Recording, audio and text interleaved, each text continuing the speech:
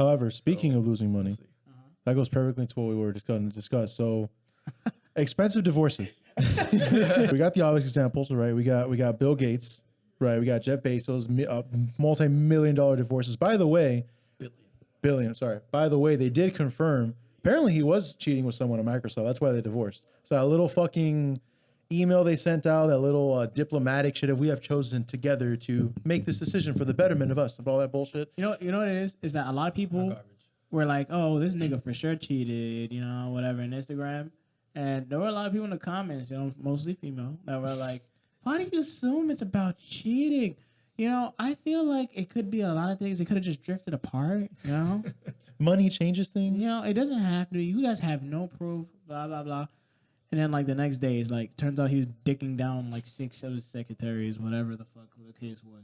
The oldest one being 25. Boy, I tell you, this is so predictable.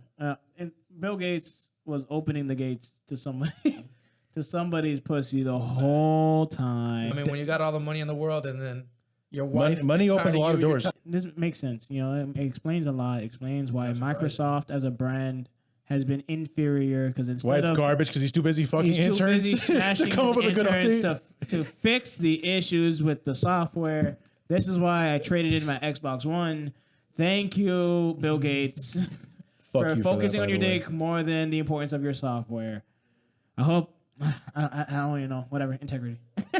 Integrity is what it comes down to. So fucking Bill Gates, Jeff Bezos, and even Elon Musk. Elon Musk had a wife, a primary wife, which he had his kids with, his main family, and then he divorced her. And then there was an actress that he got with twice and paid her a sum of money, both divorces. You'd think that nigga would learn his lesson, but whatever. So, I mean, when your money stacks up faster than the divorce money, I guess, yeah, whatever. You can't count it at this point. So, it's like, whatever. How much money I lose? I don't know. Not a number I can count. Doesn't matter. So, whatever. Like, what's interesting is this about this conversation. So, a lot of people on the internet were like, you can't make women happy ever. You can be rich as fuck. You can be loyal, whatever. It doesn't matter. And you can rule the world. They will still divorce you. Now, obviously, later he came out, you know, one of them were unfaithful, and I'm sure there were other issues in there.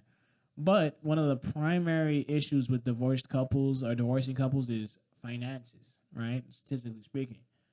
So I just thought it was interesting to bring that up as a topic. Like, motherfuckers will really get fucked over, right? Get rich, whatever, but not be able to find that secret ingredient that keeps motherfuckers together.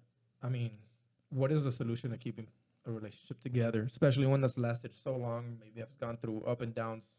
You would think, like, some of our parents, like, have fucked up relationships and wanted to get divorced so many times, especially in, like Latino and black families. Yeah, for the kids, and they're just like, because of the church and because they're Christian, they just stay together. You know, it's like, fuck it, we've been together this long, we might as well just die together.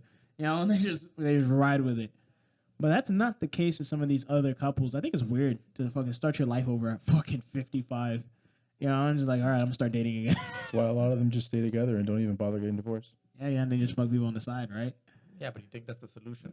No, that's the solution. I'm just I'd rather stating the start facts. over if it's really there's just nothing to fix, right? Than just stay in a miserable marriage where you both hate each other. You know what it is? I think some of them fucking get together young, right? I imagine. And they wanted things at that point, but they were so different and they just grow apart, I guess.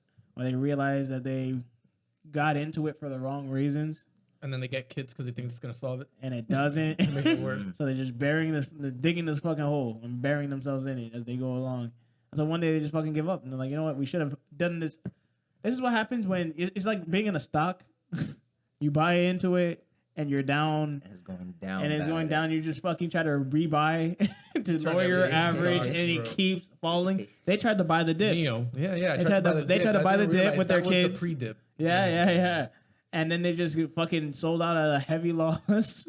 25 years. That's a big loss. Motherfucker. And you're still holding hard, and then eventually you're just like, it'll turn around one day. That's me with fucking Neo right now. I'm diamond handing it, baby. I won't let that shit go. But that shit's fucking interesting. I want to give a special shout out to my nigga. I wasn't a fan of him until now. Jay Cutler. Oh, yeah. You are a fucking hero, sir. Yes, you, Jay. I appreciate you. I bought a jersey already. City boys up. You just Apple Pay that motherfucker. We're gonna actually put one up on our wall. Jay Cutler, right, is actually going through a divorce with his wife, right? The divorce was relatively amicable, right, until he demanded half of his wife's shit, right, in her company because she was trying to go after some of his assets. So City Boys up 1-3 now. We're on the board, boys. We're on the fucking board. Let's go. Let's go. Not all heroes wear capes. Not all heroes wear capes. It drives me crazy. Jay Cutler could not throw an accurate pass in the NFL, but he is the first. But he's one. accurate off the field. I'm saying, you motherfucker, bro. He spent most of his time in the NFL, right? Because he signed with the Dolphins at the end of his career when everybody knew this nigga was. Well, this is when Tannehill got injured and they needed a backup. They needed a backup, right? But everybody knew that Jay Cutler had no gas left in the tank, right? Nah. And yet he managed to finesse the Dolphins front office into fucking signing him for another season after finessing the Chicago Bears for many years. He finessed me as a fan. He got me hyped in the beginning. I thought you were crazy like, as fuck. I remember that conversation. I remember that kind of you're blind faced. Anyway, but I saw it was a finesse. He finessed Chicago Bears and he finessed the Dolphins, and now he's finessing his wife out of her company. This nigga's a master finesser. Fucking amazing stuff, Jay. Now I'm a fan. After all these years that you're retired, I appreciate you, sir.